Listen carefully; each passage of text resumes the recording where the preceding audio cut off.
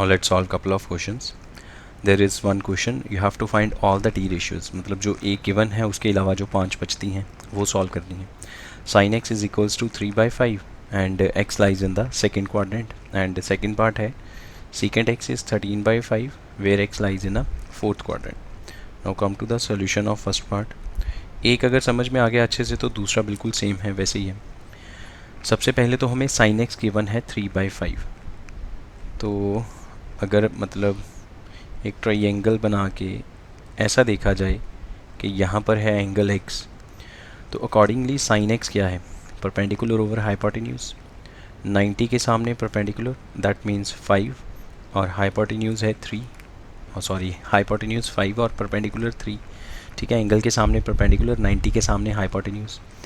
तो 3/5, so sin x is equals to 3/5 is equals to p/h. Perpendicular उस हिसाब से परपेंडिकुलर की हाइपोटेन्यूज के साथ रेशो 3:5 है, तो हमने जस्ट 3 और 5 मान लिया. ठीक है, क्योंकि जब हमें बाकी रेशोज़ फाइंड आउट करनी है, साइन, कॉस, टैन, सीकेंट को सीकेंट, तो उसमें फिर हमें बेस, परपेंडिकुलर, हाइपोटेन्यूज इनकी रेशोज़ से ही तो बनानी है. तो 3 इंटू ए 5 इंटू ए ऐसा लिखने की बजाय, जैसे रेशियो में हम लिखते हैं ना 3a 5a, तो वेरिएबल ना भी लगाएं तो चलेगा, 3 और 5 मान लो सीधा. पाइथागोरस अप्लाई करेंगे तो जो बेस है वो 4 आएगा.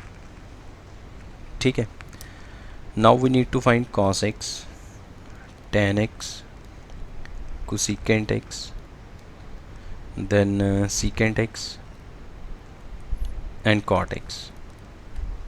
अच्छा, जो cosecant x है वो तो sin x का रेसिप्रोकल है, that will be 5/3. cos x, cos का फार्मूला बेस ओवर हाइपोटेन्यूज, सो 4/5. tan का परपेंडिकुलर ओवर बेस, तो 3/5. सीकेंट जो है वो 5/4 आएगा और cot x 4/3. ये तो सिंपली हमने सारी रेशियोज़ फाइंड आउट करी. अब हमें ये देखना है कि जो x है, ठीक है, जो एंगल है वो किस क्वाड्रेंट में लाई करता है, वो सेकेंड क्वाड्रेंट का एंगल है. ठीक है, अब सेकेंड क्वाड्रेंट में क्या पॉजिटिव है, साइन और कोसिकेंट, बाकी सब तो नेगेटिव है. इसका मतलब साइन कोसिकेंट को छोड़ के बाकी जितना भी आंसर है वो सब नेगेटिव में आएगा. साइन एक्स तो ऑलरेडी गिवन था, कोसिकेंट एक्स हमने फाइंड आउट किया, 5/3 उसका रेसिप्रोकल कर लिया. बाकी जो 4 रेशियोज हैं, कॉस, सीकेंट, टैन, कॉट, इनके जो आंसर्स हैं वो सब नेगेटिव में आएंगे. बस हो गया solve, this is the answer. इसी तरह से आप सेकेंड पार्ट सॉल्व कर सकते हैं. सेकेंड पार्ट के लिए we have given secant X is equals to 13/5 and secant क्या है, हाइपोटेन्यूज ओवर बेस. तो अगेन लेट अस से ये एक ट्राइंगल है जिसमें यहाँ पर हमने एंगल लेट किया और 90 के सामने hypotenuse 13, base will be 5 and Pythagoras से ये 12 आ जाएगा. ठीक है, और x किस क्वाड्रेंट में है, फोर्थ क्वाड्रेंट में. अब जितना भी आंसर है वो सब फोर्थ क्वाड्रेंट के अकॉर्डिंगली कैलकुलेट किया जाएगा. एक तो यहाँ से cos x मिल गया आपको 5/13. अब फोर्थ क्वाड्रेंट में cos तो पॉजिटिव है, तो cos x का आंसर पॉजिटिव आएगा. और वैसे ही आप देख सकते हैं सीकेंड x पॉजिटिव गिवन है, तो उसका रेसिप्रोकल cos x भी पॉजिटिव आएगा. Then sine, tan x, cosecant x and cot x. Perpendicular over hypotenuse मतलब 12/13, tan x की वैल्यू 12/5. ठीक है, p/b. इसी तरह से कोसिकेंट जो है 13/12 और cot जो है 5/12. अब क्योंकि फोर्थ क्वाड्रेंट है, x जो है वो खुद फोर्थ क्वाड्रेंट में लाई करता है, तो उसमें cos और सीकेंट ये दोनों पॉजिटिव आएंगे, बाकी चारों नेगेटिव आएंगे. तो ये साइन, कोसिकेंट, tan, cot इनके जो आंसर्स हैं इनके आगे माइनस लगा दीजिए. ठीक है, चलिए एक और पार्ट लिख लेते हैं, थर्ड पार्ट. लेट अस से हमें tan x गिवन है, that is -4/3 and again x lies in second quadrant. We have to find all t ratios, इसके अलावा जो बचती हैं. तो इसका सॉल्यूशन देखते हैं. अगेन यहाँ पर राइट ट्राइंगल ड्रॉ किया. अब tan का फॉर्मूला है परपेंडिकुलर बाय बेस, तो परपेंडिकुलर को -4 नहीं लिखेंगे, लिखेंगे तो हम +4 और बेस के लिए 3 और एंगल हमने यहाँ पे लेट कर लिया ना, ठीक है। तो हाइपोटेन्यूज क्या आएगा इसका, 5 आएगा पाइथागोरस के अकॉर्डिंग। परपेंडिकुलर को -4 नहीं लिखना, परपेंडिकुलर जो है वो लेंथ है, दैट विल बी 4। tan का आंसर नेगेटिव में क्यों आया, बिकॉज जो x है वो सेकंड क्वाड्रेंट में है और सेकंड क्वाड्रेंट में tan नेगेटिव है, इसलिए tan का आंसर जो है वो नेगेटिव फॉर्म में गिवन है। तो यहाँ से cot x मिल गया आपको -3/4 एंड ऑफ कोर्स वो भी नेगेटिव आएगा। सेकंड क्वाड्रेंट में क्या क्या पॉजिटिव है, साइन और कोसिकेंट, बस इन दोनों के आंसर पॉजिटिव आएंगे, बाकी सब नेगेटिव रहेंगे। Now sine x, cos x, cosecant x and secant x। तो साइन का फॉर्मूला p/h मतलब 4/5, cosecant x will be 5/4, cos के लिए हो गया 3/5 और सीकेंट हो गया 5/3। अब क्योंकि x सेकंड क्वाड्रेंट में है तो साइन कोसिकेंट पॉजिटिव है, कॉस और सीकेंट का जो आंसर है वो नेगेटिव में आएगा। सो cos x is -3/5 and secant x is -5/3। Now second question, we need to find the value of cos -1710, 1710 degree और कोसिकेंट -1410 डिग्री, ठीक है। इन दोनों की वैल्यूज़ फाइंड आउट करनी है। Now come to the solution. तो फर्स्ट पार्ट के लिए cos -1710, सबसे पहले तो हम यहाँ पे अप्लाई करेंगे cos -theta, that is equals to cos theta.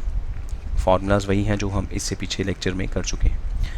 cos -theta is equal to cos theta का क्या मतलब है कि cos अपने एंगल का जो नेगेटिव साइन है उसको खा जाएगा, उसको पॉजिटिव कर देगा।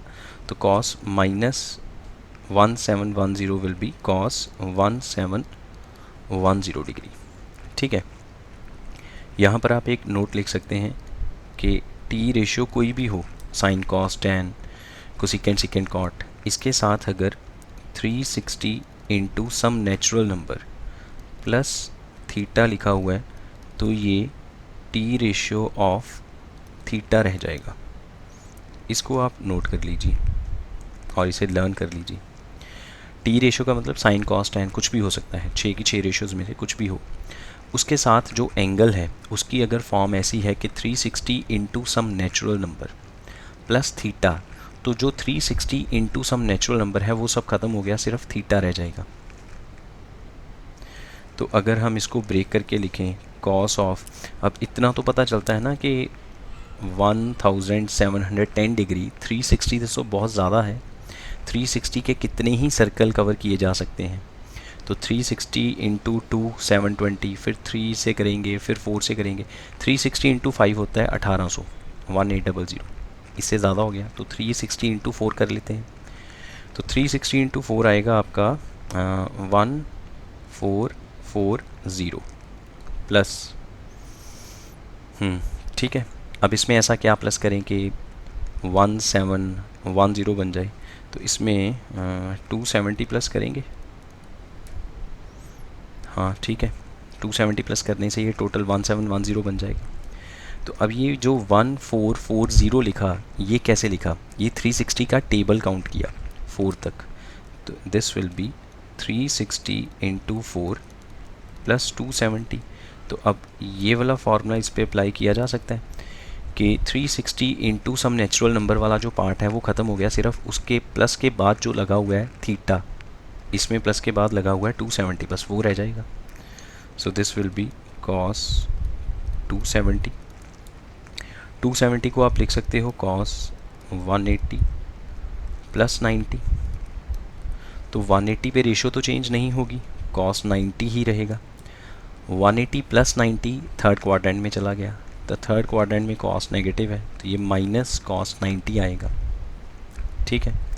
And cos 90 is 0, so ultimately answer is 0। Second cosecant -1410 degree of course. अब जैसे cos minus theta is equal to cos theta है, ये हर केस में थोड़ी है, ये कॉस और सीकेंट के केस में है। कॉस सीकेंट को छोड़ के बाकी जितनी भी 4 रेशियोज अपने एंगल का नेगेटिव बाहर कर देंगी। तो cosecant of -1410 is equal to minus cosecant 1410। तो सबसे पहले तो इसने अपने एंगल का जो नेगेटिव साइन है उसको बाहर कर दिया। अब फिर वही काम कि 360 का टेबल काउंट करना शुरू करेंगे। 360 को 4 से करेंगे तो 1440 आएगा, ये ऊपर किया था ना, तो ये 1410 है, 30 डिग्री कम है थोड़ा, राइट। तो फिर इसको 3 से कर लेते हैं। कोसेकेंट 360 इंटू 3 ये बनेगा 1080 प्लस 330, ठीक है। तो यहाँ पे फिर वही formula 360 into natural number plus theta, तो 360 इंटू नेचुरल नंबर वाला पार्ट जो है वो हट जाएगा, ये 360 इंटू 3 वाला पार्ट हट गया, बाकी रह गया 330 माइनस कोसेकेंट 330। अब 330 को हम कैसे लिख सकते हैं, 360 minus 30। Now minus as it is, यहाँ पर फॉर्मूला अप्लाई किया जाएगा, कोसेकेंट 360 माइनस थीटा। 360 पे रेशियो चेंज नहीं होगी तो कोसेकेंट का कोसेकेंट रहेगा, मतलब कोसेकेंट 30 आएगा। 360 माइनस थीटा फोर्थ क्वाड्रेंट है जिसमें कोसेकेंट खुद नेगेटिव है, तो इसका आंसर क्या आएगा, minus cosecant 30। Minus minus will be plus cosecant 30 और कोसेकेंट 30 की value 2। This is the final answer.